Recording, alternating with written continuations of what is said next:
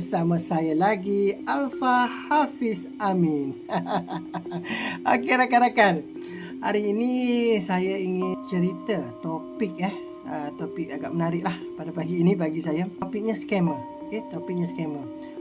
Saya ada mendaftarkan seorang pemandu GrabCar lah daripada Johor Bahru.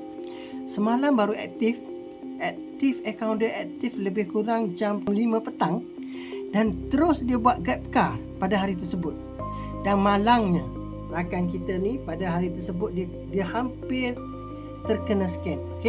Jadi untuk rakan-rakan semua, saya harap rakan-rakan semua lebih berhati-hati dengan scammer ni.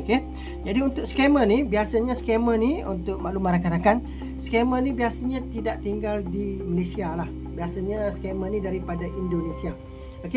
Apa motif dia? Modus operandi dia. Modus operandi dia akan minta tolong beli barang. Dia kata dia biasanya dia sakit, dia duduk di ward dan dia nak minta kita beli barang lah. Nak beli Milo, nak beli air mineral. Sampai ke dia tinggal di ward tu, dia suruh kita beli Panadol pun ada. Dan motif dia sebenarnya dia nak, last kali dia akan minta kita beli top up Touch and Go. Yang ni kita amat kena berhati-hatilah. Dia minta kita beli Touch and Go. Dia minta lah, dia kata tolong beli Touch and Go 100. Lepas tu dia bagi upah RM50. Dia bagi upah RM100 dan macam-macam lagi. Yang ini ramai rakan pemandu dah kena. Ada rakan pemandu yang baru-baru biasanya memang akan kena benda ni. So rakan pemandu kena beringat sangat dengan scam ni. Saya nasihatkan rakan-rakan pemandu berhati-hati. Sekiranya anda mendapat order daripada 7E, hantar ke Balai Polis, KK Max, hantar ke wad kecemasan. Hati-hati dengan job tu. Biasanya dia minta kita beli barang lah, minta beli Milo lah, minta beli tu lah, beli ni. Last kali dia minta top up Touch and Go. Yang ni kena berhati-hati. Yang kedua biasanya selepas dia minta kita beli tu, dia minta nombor WhatsApp kita. Yang ni lah membahayakan kita. Sebab dengan adanya nombor WhatsApp kita, yang rakan kita dari Johor ni, dia ugut nak tembak sampai mati kalau tak beli Touch and Go RM100. Lepas tu dia hantar gambar orang yang dia tembak kononnya kerana tidak memberi Touch and Go tersebut. So rakan-rakan kena berhati-hati kalau sekiranya ada mendapat order daripada 7E ke hospital, 7E ke Balai Polis ke, minta rakan-rakan jangan terpedaya. Jangan terpedaya dengan scam ni. Dan jangan bagi nombor WhatsApp. Jangan bagi nombor WhatsApp. Kalau tidak, dia berulang-ulang kali dia akan ugut kita. Tujuan dia apa? Selepas dia dapat nombor WhatsApp tu, dia akan buat video call. Dia akan buat video call. Lepas tu dia nak tengok barang yang kita beli. Lepas tu dia nak tengok nombor Touch and Go tu. Bila dia dah dapat nombor Touch and Go tu, dia pun menghilangkan diri. Tapi ada juga yang berulang kali. Ada satu kes di Kota Baru, rakan saya di Kota Baru, sampai RM400 Touch and Go dia beli. Sampai RM400 Touch and Go dia beli.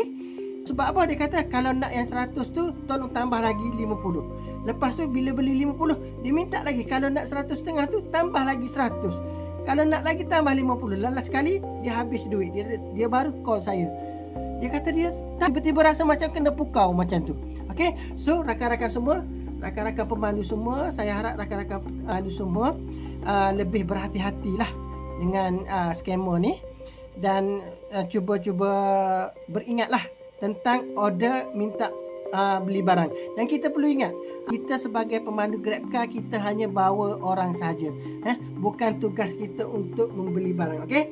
Selepas tu, sekiranya kalau anda terima panggilan ni, anda terus live chat kepada customer service, buat report. Tu bagi penting. Selepas kita buat report, nanti customer service akan suspend account tersebut. Jadi kalau selagi kita tak buat report, selagi tu dia akan scam orang lain. Minta rakan-rakan bekerjasama untuk buat report.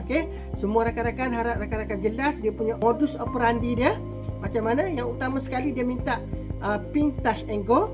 Dan yang kedua, dia akan minta nombor telefon peribadi kita untuk dia WhatsApp. Untuk dia ugut kita. Yang ni amat penting sekali, jangan bagi nombor telefon kita. Yang seterusnya, contoh ya. Di sini saya ada satu contoh, saya rasa tak silap dia video ni tersebar dalam YouTube, dalam Facebook, macam mana scammer ni bercakap. Okay, so untuk rakan-rakan, sila tonton video ini untuk anda fahami macam mana scammer itu menjerat anda. Okay, selamat menonton. Nanti hantar dekat hospital, nanti saya bagi tip aja 50. Oh, ni hantar mana? Nanti hantar dekat KPJ Pakcik ya. KPJ Johor Spesialis Hospital. Minta tolong ya. KPJ Ya. KPJ ada 3 di KPJ mana? KPJ Johor Pakcik Spesialis Hospital. Nanti Pakcik ikutnya dekat Grab ya, saya dah letak ya. Dekat lobby utama. Oh, boleh. Pakcik nombor tak punya Pakcik berapa? Satu. Ha? Satu berapa? Pakcik. Okey rakan-rakan, sudah menonton video tersebut. Jadi saya berharap rakan-rakan semua lebih berhati-hati selepas ini. Sekiranya berlaku ada minta order barang, rakan-rakan segeralah. Okey, rakan-rakan segera buat report kepada Grab lah. Okey. Dan cara yang pertama, report kepada Grab. Cara yang kedua, rakan-rakan pergi tempat point dia booking tu dan tunggu 5 minit dan batalkan tempahan tersebut. Okey, dan kita akan dapat pampasan RM3 lah untuk perkhidmatan GrabCar. Okey. Dengan satu cara itu untuk menandakan kita pergi ke tempat itu. Okey. Jadi kiranya anda dapat scammer ni, langkah yang pertama anda buat layan macam tu saja. Lepas tu anda pergi ke tempat yang dia booking. Okey, lepas tu anda tekan arrive, anda tunggu 5 minit dan anda batalkan pesanan. Okey. Yang penting selepas batalkan pesanan, anda mesti membuat report kepada CS mesti membuat report kepada CS. Okey. Selepas kita report, CS akan suspend akaun tersebut.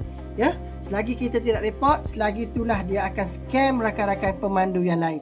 So, harap rakan-rakan semua ambil maklum tentang scammer ini. Okey. Sekian, terima kasih dan jumpa.